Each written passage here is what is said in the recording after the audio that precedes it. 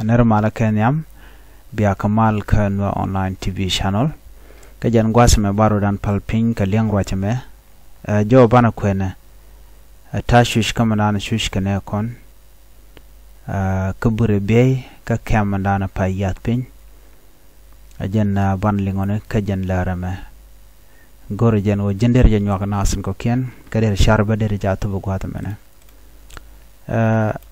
Mentuogene no Shikondi alangajano nena ne kondi al chaga displace chane kon chaga juch kanasir kana ulang no kume kirma yadit la kume jane shikondi al tikanga marong SSPDF la South Sudan People Defense Force chicken wari chicken gagor lan watin kon tiluka kir chicken wari dial ko tokon kan wara wontama nwara kon na kayo no kan nwara kon tin chung kan wara ken mi jin wari chung kan wara chaje gor kum kirma yadit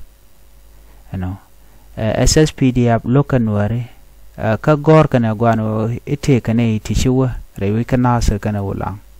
ite ka civilian tichiro de return tichilo dawich no jo molat kana tama ka social media kana te kan wara yurdin ishigalo jok chulo rewi kana sa kana ulang no kan wara lo jogo de kan wara ken kan kono roi ke chojadan chuina ga je kam baroi ne kon ka ta danan lat keneje la kuma kirma yadit no ken yam man banangach tela nuare te chilo jok te chiwa kanasir tela nuare te chilo jok te chiwa ko la gwalda dan to kuma kirma yadit teten mete kan wate chilo jok chika dobranan chikan claim kaja ano te kan ware hilo jok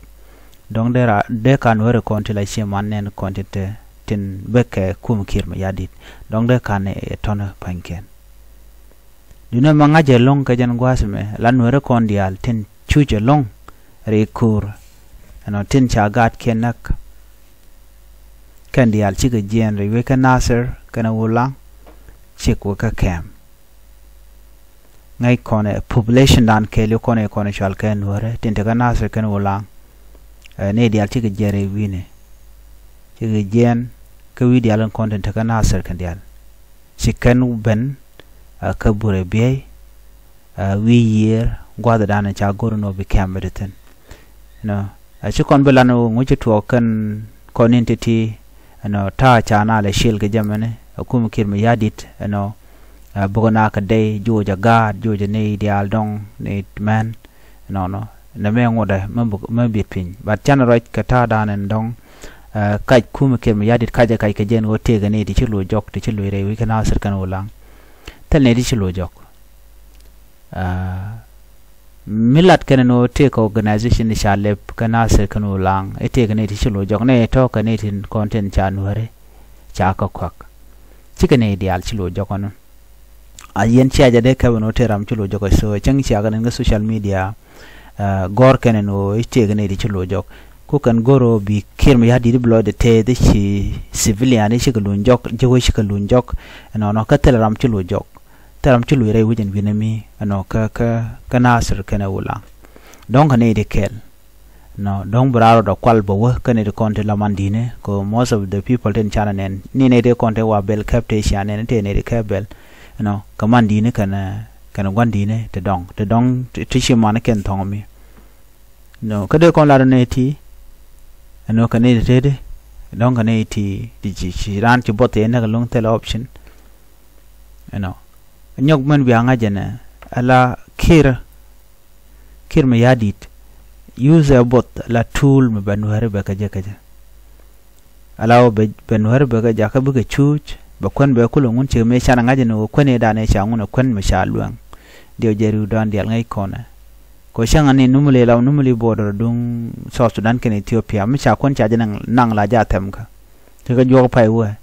cha torbiele tongwan te je tiang ka kwen cha ga jika no ken ala bel ken chi ka jiak atiken ke kam kol mi chi baratan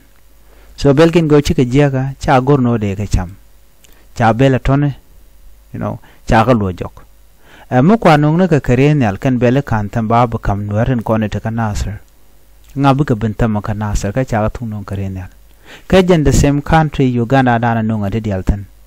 adwo bedien de kulo go na kana katin kont nangare wi juba min juba mi jeka ka kanetin kona kula dier ka kanetin kont la kum so Sudan ka ji Uganda ka banet la jiter tenagian ka wer kana shang nagena karenyale biagale nong bel karenyal ka biaga jogono bela to go ka de kon kujino na molwang alwang so ne da to dong de ranu ka nasar dong da ran chi mane nenten kontin te ka kum kirmi yadi chiga dia ne dial kan organization dia la kon shala do shala dab ka ne nuare ka ja chi man chala yene won nuare dab ka yo no dab ka yo ka dab ka rai ko bai jugono kume kumadan de kon jang ja cham kan ka point de jang aramo mo kuan tema de ji chola ken don jiram lingero dun no de yi ka ko yo ye de ka ko yo ko jen dobla lat ke shur mu goro kwala nyen kun ne dial ko ken ti ka jogdo ba ji mu ge yuru ngam na ko jogu ni yo ten yo kuna lo bina cha tok ba shu bin mo kerek so na mo mlat ten mo bikan gwantarian bikan target bigram dan gu ken no share wa media ke chi kanu kor bukan jako ba ram chab gor banen je ko michigan nende kan na ka jan ta dan len ngwana rudin ke je ban murai ko nan tama tel malamal okay amu ko rai ka ta dan shush ka ne kon ka kem ban je ngaje gwan wonen ne kon chui ke la to ka chojo ko de antama gwadu me de bel de ko pur ke je anyo kon kem ka cherong kon cherong kon ngwan kon chi ko kon e ti tot chi population and check wi ngwana long especially guadana la tenatin kamatar kawantwa beje lonkos ni which point of bacharil kata dana ngwana ka je ka jano medan sham kadaka anamo nyu de kon odi chuch kon ware kashi kon mat chi kon ngor komno kon ga marantame ik dialati de kon kamalatuk ne de kon la pal ke korintama ke ngwane yom chi ko teriyo ba ka nyogo betray ke jok ba ga lo jugono dong ichikan la chikan alet ka jano liwono panken karun akane de kono ba gwe ni ka jor ka chiga kori ga ter to kunware ku ko le chonga jog dien so na me bech am gor liang kane dia la kon tila nware ko kon chush kon ne kon gor kan lok kem ka by the way cha jan especially ka tama ku shianga jeno kume United States United Nation che fan ke liu che je withdraw la fan la toba ke lo la toba South Sudan is ne won che je wo je lo tele ne ile lo kan tam right kona ne me jag ne kon ko bi ke chuch kan wore bene ken lo kon but for how long bana ne kon bana kan lo kamet mi cham kana mo gwan mi tele shing mo naten ka jano atene ne re kon la di ni kem ya di tegare wo kameti dit te lep kana na ngam ka ko binetin konti chicken ga gor bi kan ga ju binetin konti ndongi kenen wo chi ko de long bi kan ka law ko bi ka ne de tekel ga ka